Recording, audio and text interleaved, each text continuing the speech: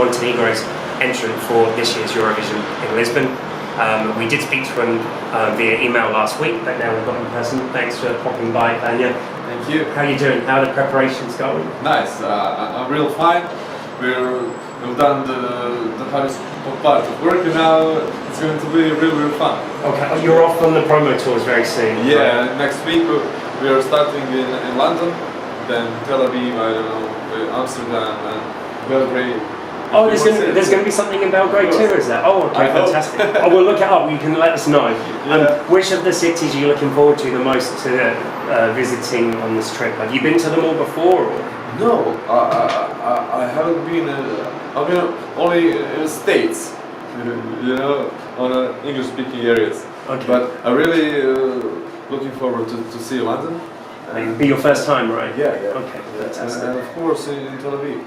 Okay. Amsterdam is you know, everybody wants to go to Amsterdam, so. So none of them you've been to before? No. Fantastic. No, oh, so you've got a nice little kind of working holiday out of this? Yeah, of course. Fantastic. Okay. So is it a family telling you I want souvenirs, I want pictures of you and all the famous landmarks, or? No. They only tell me, can you get us with you? And have you managed, or is there any room for you? I didn't. Oh, okay. I haven't managed, but there's no souvenir that can buy that. So True. It's priceless, right? I'm just really sorry that I can't go with them, but we'll go again.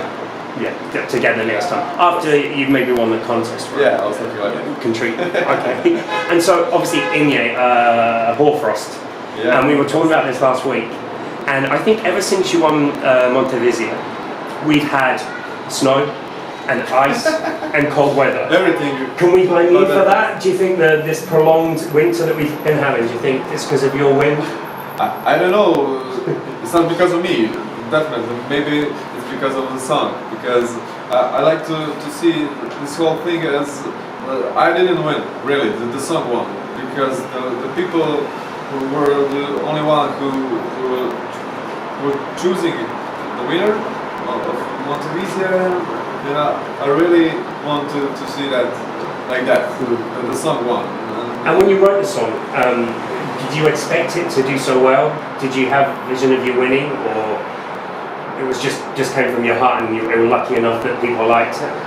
No, of course when I entered the competition, I wanted to win. It's the normal thing for everybody to think that way, but it wasn't the most important thing, you know. It was really a challenge for me as a creator, as an author, as a musician to can I make a song that it will be good enough for that contest, for a Euro song. That was really the most important thing for me, to make with all that I know and all the things that I feel, to make a song that can be 3 minutes long, but have everything that needs, especially dynamics, of course, the music and lyrics have to be good, but to keep the emotion that every song should have, and that was the most important thing for me, and I'm happy because of that. Yeah. Really. And you were explaining the meaning of the song to us and said that it was about relationships and frost creeping into them. Is it based on personal experience? Everything is based on personal experience, of course. Even sometimes it's yours relationships. Sometimes it's the people around you, but you have to live it so you can put it on paper real good in a song. So everything. It's your experience. Maybe it's your friend, it's your sister, maybe it's you, but you have to feel it. So it's your experience, definitely. Yeah. And I think this year, obviously, well, Montenegro have gone back to Montenegrin as the language. Yeah. Your entry varies a little bit from last year's. Was that the intention? No, it wasn't intention. My English is not so good, but I never wanted to make a song on English, not because I probably could do it pretty nice, not maybe real good in the studio, but it's not supposed to happen like that. It should be more natural, right? From my point of view, because the song is not just the music and arrangement, it's a lyrics too. You know, it's 1/3 of that product that you have on the end. So if we are going to present Montenegrin culture, songs and everything, then it should be like it is in Montenegro. If the contest was in Montenegro, if you come from Great Britain, it would be a little silly to sing in Montenegro. Huh? So most definitely, that's true.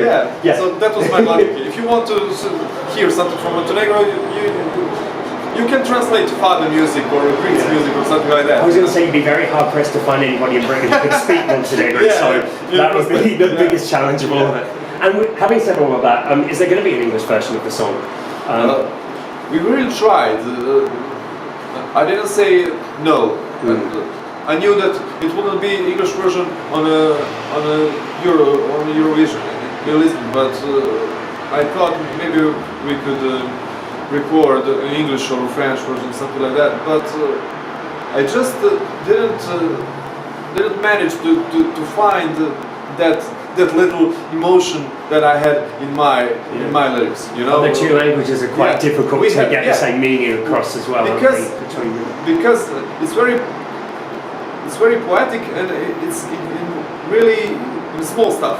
You know, so if you can't translate that emotion, then everything's lost in translation. Then probably it will not be the English version. It's good as it's now. Great. And I also I was reading about your uncle. Is he the biggest influence on your career? Would you say so far? Yeah, of course. He had one song. This is Svetozara Markovića, number 1. He had one song. It's called Svetozara Markovića 39. Okay. Oh, we set this up. This was our intention. We knew. I know. We researched heavily. You know? We'll head down there. Maybe we should have gone down there. And maybe, but your question. He was a really big singer-songwriter in Yugoslavia. He wasn't maybe so popular like some others, but he was real good. My mother he used to play guitar and sing with him on concerts. My aunt too. So all my family were in music since I was a kid. Yeah. So it's always natural that you were going to go that way. Right? I played the piano in school and later I get on the guitar, and it was the most natural thing to do for me. Later on, when I decided that I can try it as a business, it's the other stuff. But if I didn't go professionally to be a musician, I'll still be in the music, definitely. You mentioned that you didn't go professional as a musician. I heard that you wanted to be a professional footballer when you were younger. Yeah. Did you try that out and it didn't work out, or was it more just a dream? Or? No, I always played football. My mother's side of the family, they were musicians, but my father and my uncle, his brother, they were real good football players. So all of my brothers from that side, we played football day and night while we were kids, and everybody trained somewhere, you know. But then when I get in high school, I become a little bit lazy to do football professionally. I get a guitar, and then it was. So how do you think your preparations for Eurovision would compare to preparations for a big game? But I don't know, maybe a little more freedom to drink something. If we were, or if it was the England football team, probably. Yeah. But I don't know. It's going great. You know, there are not some special preparations. I've been doing this for whole of my life. You know, this is a big thing and really nice. But there are a lot of people around you that they make the things really easier for you than you're used to it. Yeah. You know, every musicians, artists usually have to do everything by themselves. You know, especially now, and I don't know. We just know what we're doing. Of course, we were never going to survive with that motorbike going past, of course. It just came in. I was waiting for it. We had a siren as well. You just got back from Portugal, I believe, because you were doing the postcard. Yes, Can you tell us anything about the postcard, or have you been, your lips are sealed, you're strictly not allowed to say anything? No, it's not. Maybe. Maybe we can cut make this a bit rules. if you know it's against the copyright. We were there for a few days, and we were making our postcards. I get every delegation got a different place in Portugal, not only Lisbon. So we got a Lisbon, and the real special place for me, it was a flea market. Oh, you know? okay. Yeah, it was a flea market which is next to one of the Portuguese most popular monuments, Pantheon, and the market is called it's a teas market or something like that, Feira da Ladra. It's really beautiful and a really beautiful place, and I'm a guy that always love to go to flea markets in Belgrade and New York. Whenever I am, I really like to go there because it's not a tourist attraction.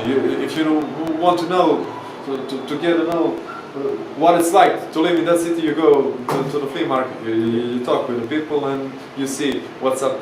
So you got lucky, they actually did this by coincidence. So when you said it, was like fantastic. I didn't they gave me the thing I wanted. I was like, did you ask somebody what I like or what I'm... it's a place where I'm very comfortable to be with. So I was lucky. Fantastic. Okay, well thanks very much for your time and all the best with the preparations, and we'll see you later. Take care.